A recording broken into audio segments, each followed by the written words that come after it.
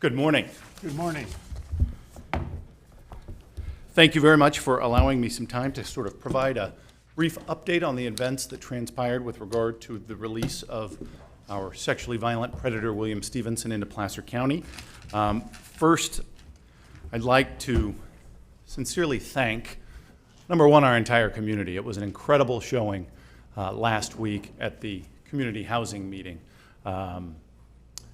I believe that the Department of State Hospitals and Liberty Healthcare sort of set us up for failure, and we sort of defied the odds. We were given a last-minute notice, we hosted a meeting, and we had several hundred members of our community come out and share their thoughts and their concerns with our community. And there are a few people within the county that I really want to thank. We were given an opportunity to host the meeting. We were given less than 24 hours to accomplish that task. Jane Christensen, our amazing CEO, was able to quickly secure a location. Megan Wood, our clerk, moved heaven and earth to be able to make sure that we had everything we needed for that meeting. County Council was incredibly helpful, both in the committee meeting as well as in support of this meeting occurring. Our telecoms, our IT, Jeremy Kelly's team, they were incredible. We had zero technological issues on our end, and as we saw, we had plenty on the other end with the Department of State Hospitals and Liberty. Department of State Hospitals' absence at that meeting spoke volumes. Their sort of carelessness with their technological issues was also spoke volumes as well. I want to share just a few of the numbers of what happened last week, of the people that turned out. We had 120 people from our community attend, both in Placer County and in Sacramento. It was an incredible turnout, and for those of you that were there, saw a packed house. We had over 10,000 views of the meeting online. People that took the time from a work day. It was not supposed to be a work day, it was supposed to be after work for people to attend the meeting. But the meeting was rigidly scheduled by the Department of State Hospitals despite our objection, but our community showed up. We had almost 5,000 views of the press conference that occurred afterward in the Cedra building. And to date, we've received 256 letters from community members. 220 of those have been made part of our packet going into the September 1st hearing. So I want to provide just a little brief update about where we are and where we're headed. That committee meeting last week was supposed to sort of set the stage for our September 1st hearing in the Superior Court. We were supposed to be given an address 30 days ago so that we could be working on vetting that address and determining whether or not that placement was appropriate for Mr. Stephenson. We have objected, as has most of the community, but our office legally in the court proceedings have objected at every stage. Number one, to his release, and number two, most certainly, to his release on transient status. For those of you that aren't familiar, and for our community that isn't familiar with the SVP, sexually violent predator process, he has been determined by 2 doctors and a Superior Court judge to be released. We can't stop that at this point. We can't stop his release unless circumstances change. But what we can do is ensure that if he were to be released, it is under circumstances that guarantee the public safety and set Mr. Stephenson up for success rather than failure. And as most people have heard, the failure rate among transient release is about 50%. And that, to all of us, is an unreasonable risk to the danger and the safety to our community. So, what to expect on September 1st? We invite the community. It is an open court proceeding. The tenor is a little bit different than a community meeting. There's much more involvement in the community meeting than there is in a Superior Court hearing. The judge will hear from the parties. That means Mr. Stephenson's lawyer, those that are representing the Department of State Hospitals and Liberty, and the other party, the District Attorney's Office. The voice of the community will be heard and be provided to the Superior Court judge through our moving papers and through our attorney that will be representing the people of the state of California and the people of Placer County in that hearing. So the letters that we have received, those 220 letters that we have received, have been submitted to the court already. The judge is in possession of those. We'll read them, consider them. Realistically, what are we trying to accomplish on September 1st? Because of the failure of the Department of State Hospitals and Liberty to accomplish their mission, we are asking the judge to stop the transient release and to not go forward with it until the Department of State Hospitals does exactly what they're supposed to do, which is find secure housing, non-transient, stable housing that will allow for a security plan, if he were to be released, to be done flawlessly. That's our expectation. Because that can't be done based on what Liberty and the Department of State Hospitals have done thus far, The only option, in our opinion, is to stop this release. More time is going to be needed. There will need to be vetting of addresses. There will need to be vetting of security plans if and when Mr. Stephenson is released into this county. And frankly, the Department of State Hospitals and Liberty need to be called to account for what they have done thus far. Maybe they've made substantial progress in searching and exhausting all avenues in Placer County, but we don't know. And we have to know that before anyone can let Mr. Stephenson out, particularly the Superior Court judge. So we will be asking to stop the transient release at this point, asking for Mr. Stephenson to remain in the custody of the Department of State Hospitals until Liberty and the Department of State Hospitals can show us exactly what they've done.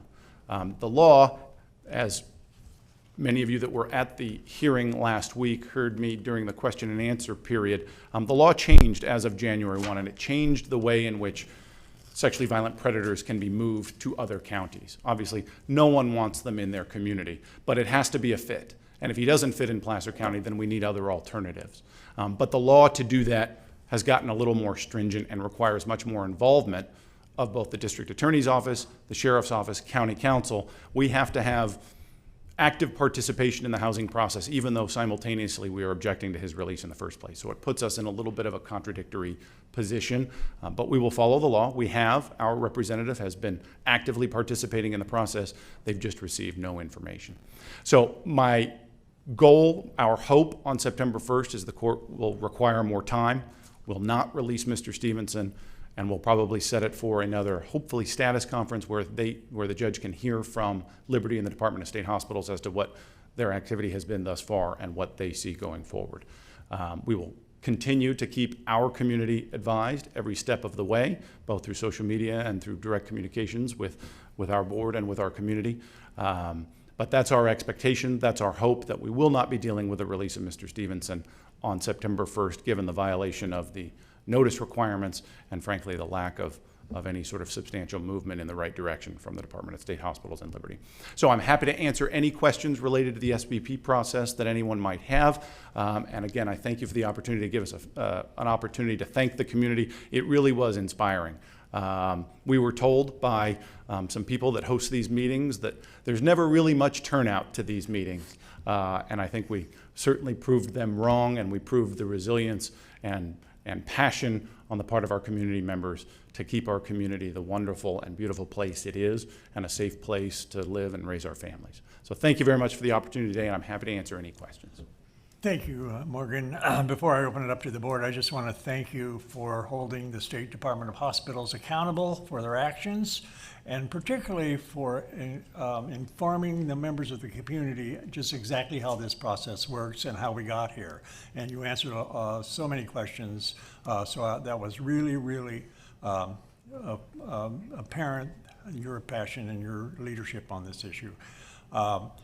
As I said to some folk in the meeting when it was finished, it's the first time I've been in a meeting where everybody agreed. So. I prefer those meetings. Yeah, me too. So thank you again. I'll now turn it over to Supervisor Gore. Thank you, Morgan. I appreciate the update, and I'm very much in support of this letter. I think I've said before that Mr. Stephenson was placed in my neighborhood originally back in 2014, I believe.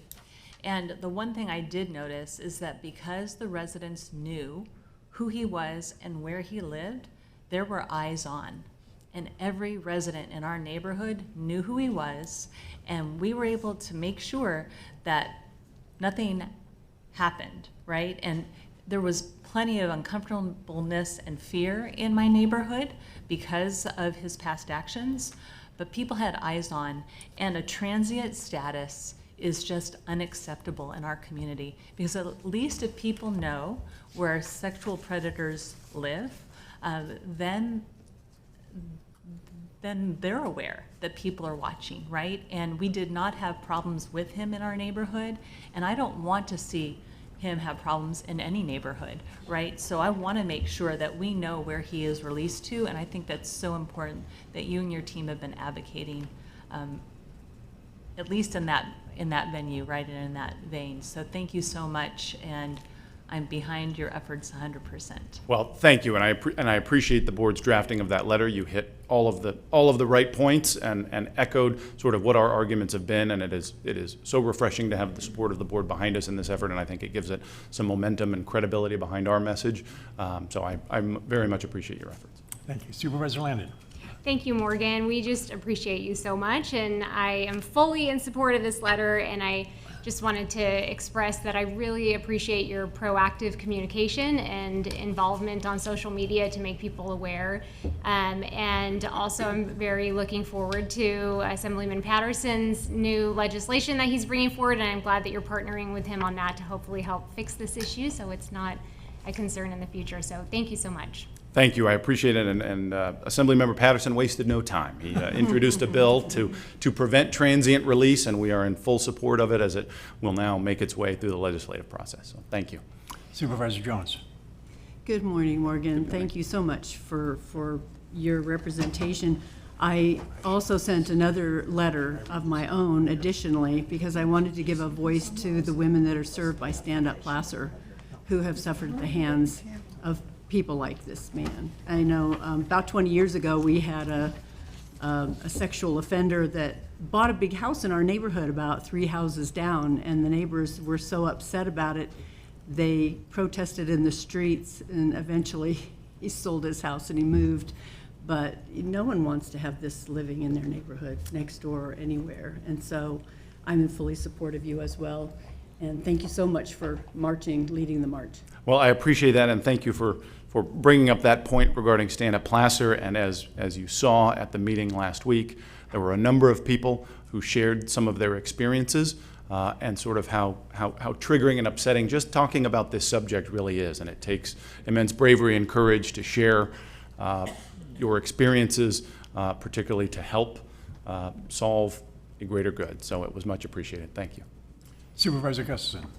I just wanted to echo what everyone said, and you started out today thanking so many people at the county, but we really have to thank you, the DA's office, and our law enforcement community for making the public aware of the risk involved and what we could do and how we could activate the community, and they came out because of your leadership. And thank you for all of your team's effort in getting that word out to our community. I appreciate it. Thank you. We have an incredible team, and I wouldn't be doing my job if I didn't thank our partners at the Sheriff's Office as well, who have been very outspoken. Sheriff Wu has been present at all of the same events and meetings, so I appreciate that. We have an incredible team, and it's so nice to do it with the support of our entire county. I think even our clerk recorder was at that meeting that day as well. So it really was a unifying event. So thank you very much. Thank you. Thank you.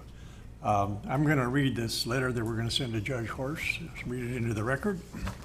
Dear Judge Horst, as members of the Placer County Board of Supervisors, we are writing on behalf of our residents in opposition to the transient release of state-designated violent predator Williams Stephenson. Since your ruling on July 17, 2023, to grant Mr. Stephenson conditional transient release into Placer County, our offices have been overwhelmed with concerned residents, and rightly so. While we tried to navigate this ruling and what it means for our communities, we have found more questions than answers. The Department of State Hospitals and their private contractor, Liberty Healthcare, have seemed to be more interested in shielding information rather than providing information to community members and stakeholders. From seeking a protective order for our county, to holding last-minute community meetings, to forcing closed sessions before receiving community feedback, DSH has only served to create more community concern surrounding the release of Mr. Stephenson.